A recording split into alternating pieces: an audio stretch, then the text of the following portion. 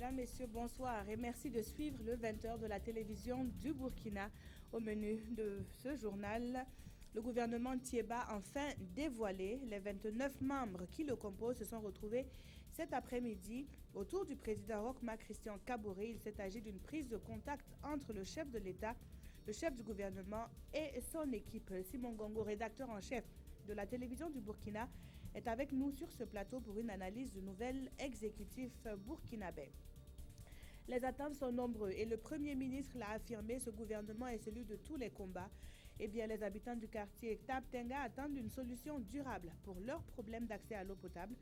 Malgré les efforts consentis par l'ONEA, les coupures d'eau sont légion dans la capitale. Ultime discours de Barack Obama sur l'état de l'Union. Le président américain, en fin de mandat, en a profité pour attaquer les républicains candidats à sa succession. Les analystes parlent d'un bilan mitigé des 2 mandats du président sortant, tandis que ce dernier se satisfait de la gestion des États-Unis ces 10 dernières années. Quelques heures après la publication du nouveau gouvernement, Paul Kaba Thiéba s'est expliqué sur le choix des membres de cet exécutif. Au cours d'un point de presse à la primature, il a qualifié ce gouvernement de celui de tous les combats. Mathias Drabo et Jean-Emmanuel Ouedraogo pour le compte-rendu. 23 ministres pleins, 2 ministres délégués et 4 secrétaires d'État. Voici la configuration du nouveau gouvernement. Un exécutif volontairement resserré pour plus d'efficacité selon le Premier ministre. 36% de jeunes, seulement 24% de femmes faute de vocation politique féminine. Patriotisme, combativité et compétence, ce sont les valeurs clés qui ont déterminé le choix des membres de ce premier gouvernement du président Roch-Marc Christian Kaboré.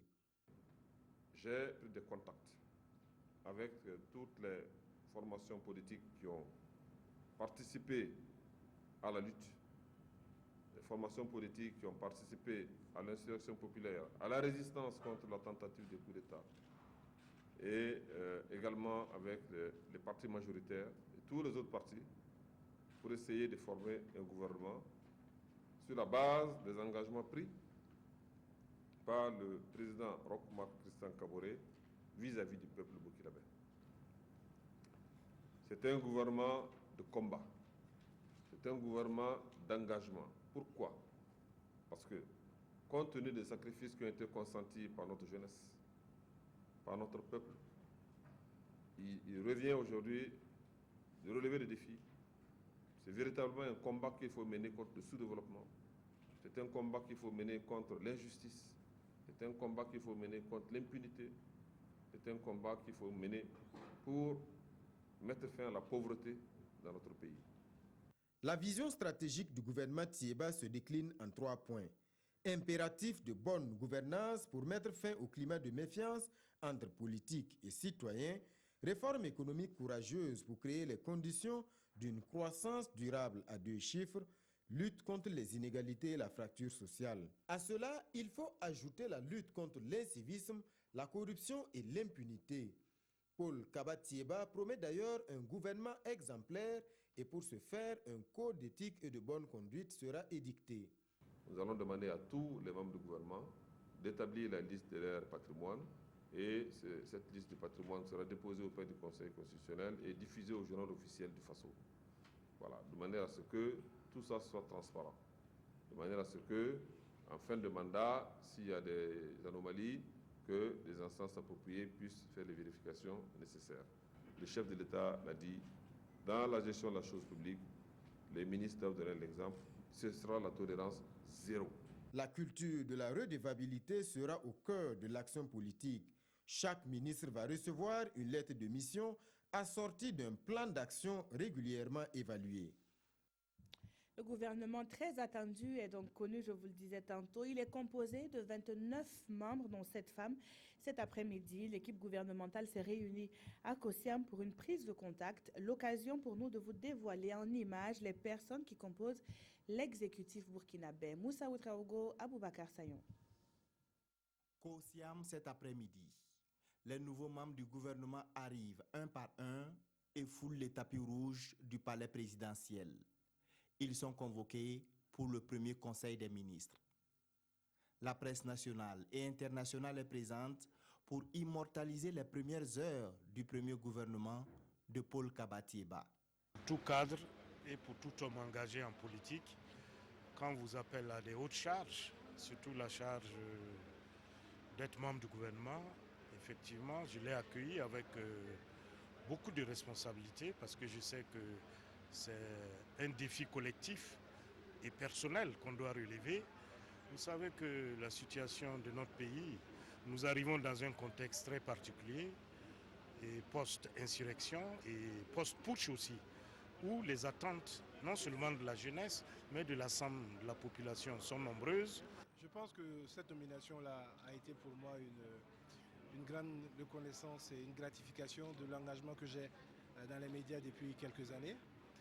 Je pense que pour avoir commencé comme animateur à Canal Arc-en-Ciel il y a une vingtaine d'années de cela et être aujourd'hui ministre de la Communication, j'ai une connaissance à quasiment tous les niveaux de ce média-là. J'ai également eu la chance de participer depuis 10 ans à toutes les commissions de réflexion sur notre monde de la communication et je pense qu'aujourd'hui j'ai la possibilité de participer à la mise en œuvre d'un certain nombre d'éléments qui vont rendre la presse nationale un peu plus forte, un peu plus indépendante. Mes premiers sentiments, c'est le sentiment de reconnaissance pour m'avoir fait confiance, pour me confier une tâche aussi lourde. Et donc, je prie Dieu pour que je puisse vraiment être à la hauteur de cette mission ô combien lourde. Nous attendons nos feuilles de route. Donc, je crois que les priorités seront déclinées à partir de ces feuilles de route que son Excellence le Premier ministre nous fera le plaisir de décliner dans les jours à venir. C'est remercier le président du FASO et le Premier ministre qui m'ont fait confiance en me donnant cette lourde charge. Je crois qu'avec le secrétaire d'État qui a été nommé à ce niveau et l'ensemble des cadres de ce ministère, nous allons, quand je vais prendre service, nous allons nous organiser pour faire en sorte que les gens ne soient pas déçus de nous. Il s'agit de faire en sorte que les gens se sentent en sécurité, aussi bien en ville qu'en campagne, que la décentralisation avance, gagne d'autres galops, et aussi que le territoire soit bien administré, soit bien géré. Selon le Premier ministre, ce gouvernement est une équipe de combat prête à prendre les décisions appropriées pour bâtir un Burkina où la bonne gouvernance sera érigée en valeur et en principe de gestion des affaires publiques.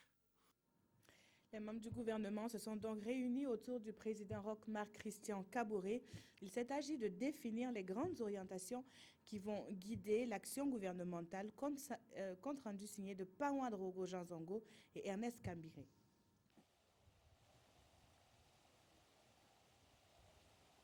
« 16 heures, l'exécutif au grand complet est ici réuni autour du président du FASO, Roch-Marc Christian Kaboré. C'est une rencontre de prise de contact des nouveaux membres du gouvernement. Il a surtout été question de partager avec l'exécutif la vision et les grandes orientations du président du FASO.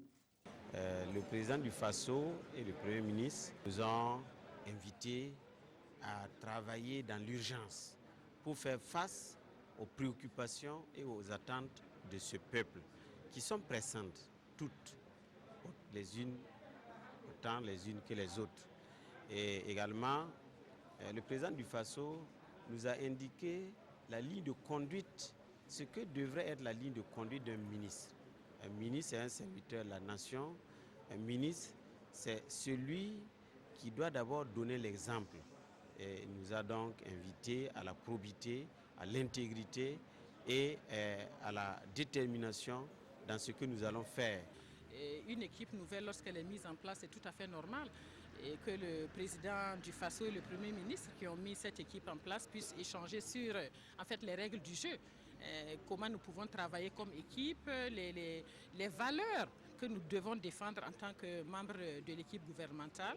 Nous avons bien sûr échangé là-dessus, mais le plus important pour moi, c'est voir un peu les opportunités aussi qui sont offertes. C'est un appel du chef de l'État à plus d'engagement, à plus de détermination et de bonne foi dans la réalisation de la mission qui a été confiée à chacun de nous.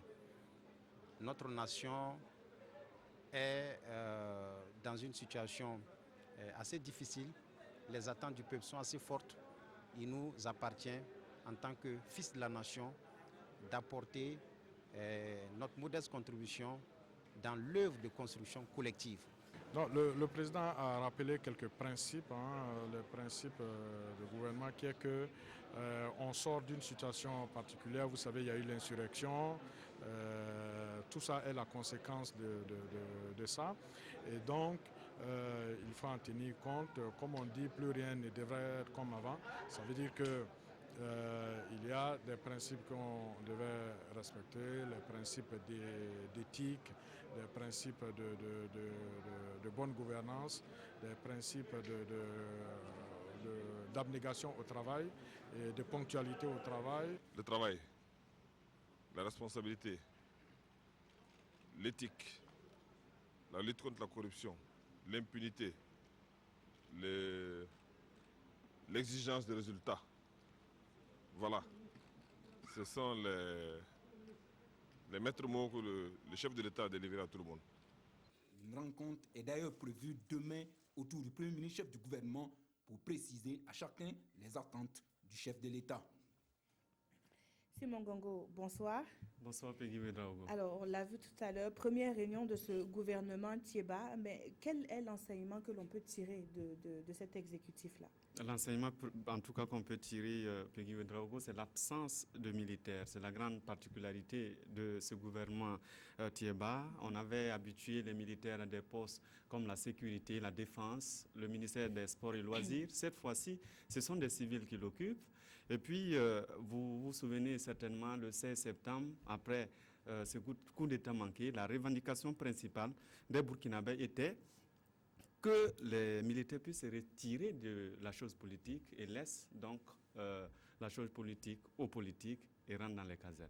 Alors, il y a également cette constante, le président du Faso qui reste ministre de la Défense. C'est une tradition depuis 5 ans, puisque depuis avril 2011, après la mutinerie qui a ébranlé le pouvoir Compaoré, Blaise Compaoré a mis un gouvernement en place dirigé à l'époque par Luc Adolphe Thiaw.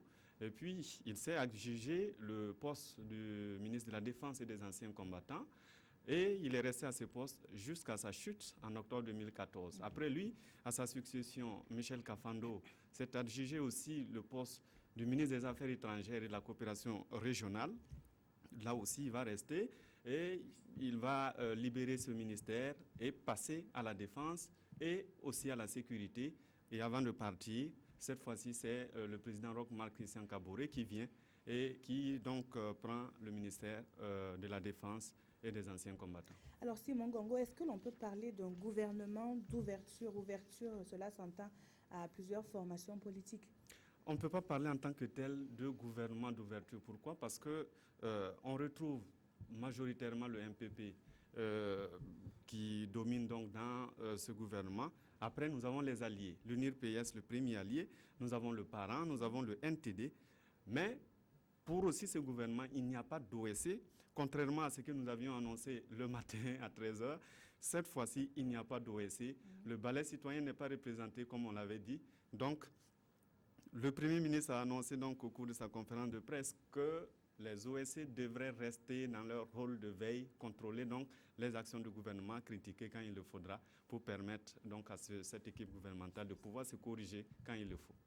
Alors, il semble aussi, Simon, que les femmes sont assez représentées. Est-ce qu'on peut dire que c'est la même chose pour les jeunes? Alors, les femmes, oui, on va dire que les femmes sont représentées parce qu'il y en a 7 dans cette équipe parmi 29. C'est du jamais vu, peut-être? On ne va pas dire c'est du jamais vu parce qu'on n'a pas les statistiques des années avant, par exemple, la 4e la 4e République, pardonnez-moi. Mais aujourd'hui, ce qu'on peut dire en termes de statistiques, c'est que nous avons 24% de femmes représentées. C'est moins certainement que les 36% de jeunes. Très bien. Et puis peut-être ce qu'il faut ajouter, c'est que pour la première fois au Burkina, les femmes s'occupent intégralement du ministère de l'économie et des finances, les deux ministres étant donc des femmes. Qui est donc un portefeuille assez lourd, on va dire. Oui. Alors, quels sont les défis majeurs, justement, qui se présentent à ce gouvernement-là aujourd'hui? Alors, les défis, vous l'avez entendu, chaque ministre est sorti a déclaré ce que certainement le président du FASO ou bien le Premier ministre a dû dire sur place. Mais les défis, on va dire pour les Burkinabés, c'est évidemment pour l'écolier de Papao qui continue de prendre ses cours sous les paillotes, de pouvoir travailler dans des conditions dignes. C'est aussi de trouver l'emploi à l'étudiant qui a passé peut-être 6 ans en licence à l'université Joseph Kizerbo de Ouagadougou, et aussi de pouvoir donc améliorer les conditions de vie des travailleurs qui sont dans les services, d'améliorer le panier de la ménagère, de la femme qui se trouve à Boussoukoula, de l'autre côté du sud-ouest, et bien sûr de créer la croissance, que cette croissance puisse être donc répartie de façon inclusive, conduire au développement de Burkina Faso. Merci à vous, Simon Gongo, pour cette analyse du gouvernement donc connue depuis ce matin. Nous allons à présent à la rencontre justement des citoyens lambda. Quel regard portent-ils sur ce gouvernement? Idrissa Ouarga et Ali Traoré ont aussi posé la question de ces attentes. Quelques réactions à voir dans ce reportage. La nouvelle tombée, les commentaires vont bon train dans les kiosques et autres lieux de rencontre ici à Bobo-Dioulasso. Même si les Bobolais découvrent pour la première fois la plupart des membres du nouveau gouvernement, les attentes ne se font pas attendre. C'est pas Simon Compaoré et puis Alpha Barry, je les connais. À part les autres là, bon, même notre Premier ministre là, bon, c'est ma première fois d'attendre son nom, mais on ne sait pas de quoi il est capable. Mais on compte sur lui. On veut les changements, nous sommes des opérateurs. On demande que Dieu les fasse bon vent avec le nouveau gouvernement. Tout en prodiguant ses bénédictions, les habitants de la cité de Sia invitent le nouveau gouvernement à se mettre vite au travail. Ils attirent par ailleurs son attention sur la situation de Bobo-Dioulasso qui a longtemps été dans les oubliettes. À Bobo ici vraiment on les regarde, on les regarde, ils n'ont qu'à venir travailler ici. On est délaissé ici pendant plus de 27 ans. On n'a pas de voie ici, les usines sont fermées, il y a beaucoup de problèmes à Bobo ici à résoudre. Donc ils n'ont qu'à tout faire pour venir regarder ici. Nous aussi on est assis, on les regarde. Ce qu'ils ont dit au moment des campagnes là, tout le monde a entendu, tout le monde sait ce qu'il y a, tout le monde savait aussi ce qu'il y avait, donc on les attend. Il y a des jeunes diplômés au Burkina Faso, mais il n'y a pas de travail. Même si tout le monde ne peut pas s'insérer dans la fonction publique, ils n'ont qu'à amener des projets. Là, nous tous, on va bénéficier du nouveau développement de notre cher Burkina Faso. Ce développement passe également par la consolidation de la paix et de la cohésion sociale, nous a confié plus d'un Bobolais.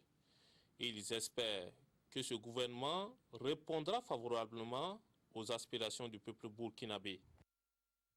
À Ouagadougou, les étudiants apprécient diversement le retour de Michel Filigas Ouagadougou comme ministre des enseignements supérieurs. Ils espèrent que 2016 verra l'aboutissement de leurs doléances, notamment celle de voir pousser plus d'infrastructures au sein des universités publiques. Ibrahim Sombier et Zali Sassanfo. Michel Filigas Ouagadougou reconduit à la tête du ministère des enseignements secondaires supérieurs et de la recherche scientifique. Une nomination qui ne fait pas l'unanimité au sein des étudiants ici à l'université Ouaga 1, professeur Joseph Kizerbo. Mais ils espèrent tous tout de même que leur professeur aura cette fois-ci le temps, le courage et les moyens nécessaires pour venir à bout des maux qui minent leur temple. Le LMD, les amphithéâtres qui ne suffisent plus, le phonaire. Bref, à les entendre, ici, plus rien ne va. Il y a assez de problèmes. Moi, j'ai eu le bac en 2013. Nous sommes toujours en deuxième année. On ne sait pas quand est-ce qu'on va finir. Nos promotionnels de LM 2013, ils n'ont même pas encore commencé deuxième année. Donc, on ne peut pas vouloir appliquer le système LMD sans pour autant avoir des mesures nécessaires. Je voudrais que mon ministre vraiment fasse un effort ou vraiment innove dans ce sens pour permettre aux étudiants d'avoir des bourses d'études, pour pouvoir avoir accès facilement au troisième cycle. Il n'y a pas d'amphithéâtre, il n'y a pas assez de professeurs et il n'y a pas aussi l'équipement de la bibliothèque. Il y a la bibliothèque, mais quand vous rentrez, vous ne trouvez pas ce que vous voulez. Souvent, quand vous trouvez un document important, c'est un seul exemplaire pour tout l'effectif de l'université de Ouagadougou. Michel Ouagadougou a donc du pain sur la planche. Mais il n'est pas le seul à être attendu. La fonction publique, la jeunesse aussi. C'est tout le gouvernement qui est invité au respect des engagements et à la prise de mesures fortes pour le rayonnement de cette université. Le besoin en eau potable est également une attente pressante des populations burkinabè. Tenez, à Taptenga, un quartier périphérique de la capitale ouagalaise, l'accès à l'eau potable est un véritable casse-tête. Les femmes commises à la corvée font face aux coupures incessantes d'eau, et ce, malgré les bornes fontaines installées par l'ONEA. Constat avec Isaka Oudraogo et Olopoda. À Taptenga, la vue de ces récipients sans la moindre goutte d'eau est le signe que la corvée eau est bien plus qu'une réalité. Ces bonnes fontaines qui faisaient tant la fierté des usagers des services d'eau potable ne fonctionnent qu'au compte-gouttes ou même presque pas. Tu peux te lever à 1h, venir t'asseoir ici. À 4h, l'eau là va venir. Vous allez chercher même un baril qu'on ne peut pas gagner. Ça, c'est pas bon. On peut faire au moins une semaine, 2 semaines sans avoir d'eau ici. Ici même, ça vaut mieux. Jusqu'au fond là, il n'y a pas d'eau. On peut faire au moins 1 mois sans avoir l'eau. Avoir un peu d'eau pour les besoins de la famille est la principale préoccupation des femmes. Ici, les jours se suivent et se ressemblent malheureusement. L'eau est devenue une denrée rare. Nous avons trop de problèmes d'eau dans les non-lotis. Les bonnes fontaines ont été réalisées, mais elles ne fonctionnent pas. Ici, le prix d'une barrique d'eau varie entre 750 et 1500 francs CFA. Il n'y a pas le temps pour causer avec nos maris. Deux fois, on peut préparer à 21h, à 22h. Si on finit de préparer, on soulève notre barrique. C'est le robinet qu'on part se causer. Pour avoir cette source de vie, certaines femmes veillent autour des bonnes fontaines ou sont obligées de parcourir des distances en allant s'approvisionner dans les zones loties. Les plus patientes préfèrent faire le pied de grue autour de ce château d'eau qui peine aussi à satisfaire la demande. Actuellement, les besoins en eau de la population sont largement au-dessus de nos capacités de production. Et c'est ce qui explique que, en temps normal, et comme en temps de forte canicule, eh bien, on enregistre effectivement des coupures plus ou moins graves dans les différents quartiers. Ces gérants de bonnes fontaines, assis au milieu des barriques et des bidons vides, assistent impuissants à ces coupures d'eau. Ils implorent l'ONEA de voler à leur secours. Très bientôt, nous allons raccorder 36 forages que nous avons réhabilités et qui sont prêts pour effectivement être mis en service. Et ces forages vont nous apporter un volume supplémentaire de 6000 m3 jour. Et ce n'est pas demain la veille, car malgré de nombreuses initiatives prises dans le cadre du projet d'approvisionnement en eau potable et éducation à l'hygiène en zone périurbaine, obtenir de l'eau dans les quartiers non lotis de la ville de Ouagadougou demeure un parcours du combattant. Le développement urbain est l'un des secteurs inscrits dans la coopération entre le Burkina et l'Inde, un secteur qui se verra renforcé. En plus d'autres, c'est le message porté par l'ambassadeur indien au président Roch-Marc Christian Kaboré, la synthèse des échanges avec Yacouba Gamene et Draman Guéné. À la demande du président du Faso, l'Inde, à travers son ambassadeur, se propose d'accompagner le Burkina au sein d'une nouvelle dynamique de coopération. Une coopération indo-burkinabè qui va s'intéresser beaucoup plus au domaine de l'éducation, de l'énergie et de l'agriculture. Le 29 novembre dernier, l'Inde a organisé un forum India-Africa et dans ça, il y a 10 milliards de dollars de financement qui étaient annoncés pour l'Afrique complète. Dans les secteurs d'activité que le président de Faso a posé l'importance, il est sûr qu'on peut présenter tous ces projets dans ce financement. Un autre volet non moins important de la coopération a été aussi abordé au cours de cette audience. Il s'agit de l'énergie solaire dont un projet indien existe déjà pour l'Afrique et auquel le Burkina fait partie. À l'Assemblée nationale, ce matin, il était encore question d'élection. Cette fois, les secrétaires et les juges parlementaires devant siéger à la Haute Cour de justice ont été élus.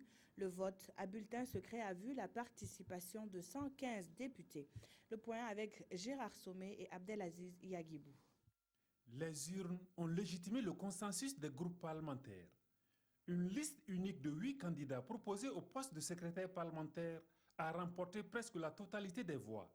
Alors qu'ils étaient 6 sous le CNT, les secrétaires parlementaires voient leur nombre passer à 8, selon le nouveau règlement de l'Assemblée nationale.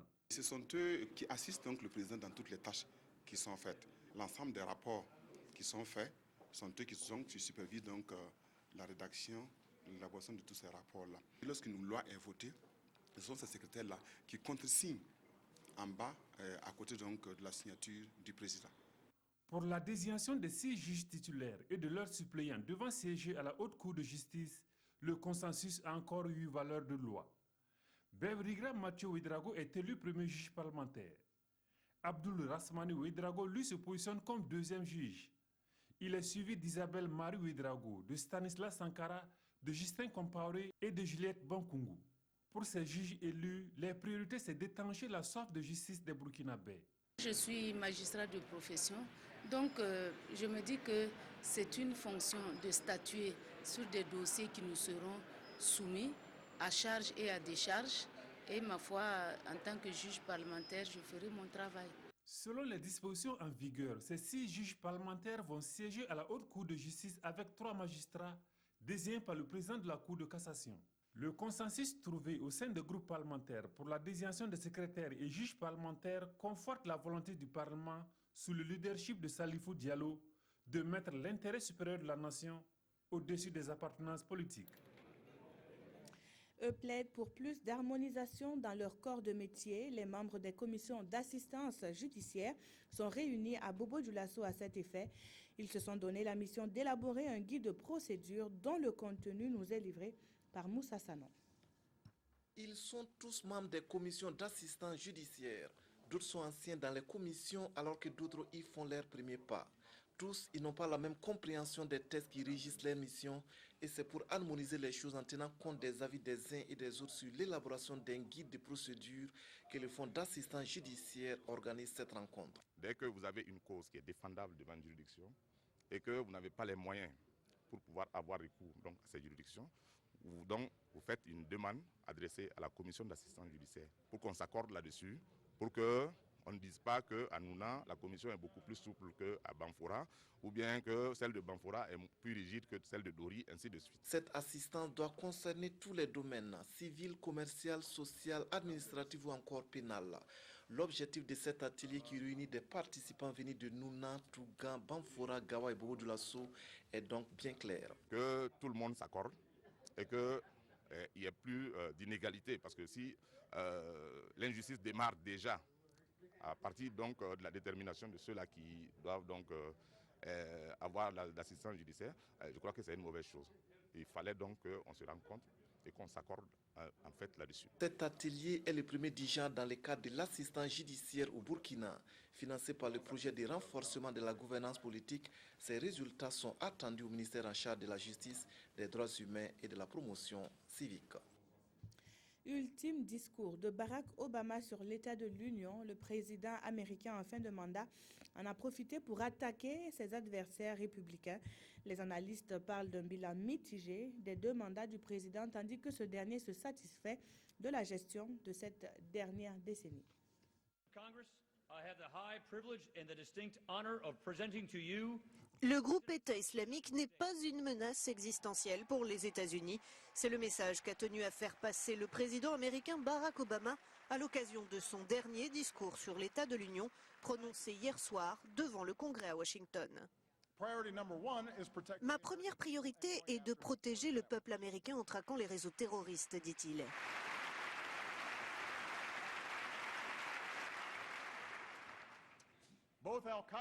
Al-Qaïda et maintenant l'État islamique nous menacent directement parce que dans le monde d'aujourd'hui, même une poignée de terroristes qui n'a aucune considération pour la vie humaine, pas même la sienne, peut faire beaucoup de dégâts. Ils utilisent Internet pour empoisonner les esprits de quelques individus à l'intérieur de notre pays. Ils discréditent et déstabilisent nos alliés. Their actions undermine and destabilize our allies.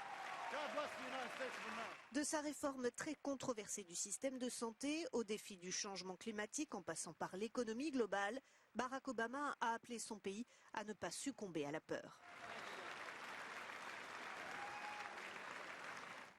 Et les journaux de ce jour se sont plutôt penchés sur le nouveau bureau de l'Assemblée nationale.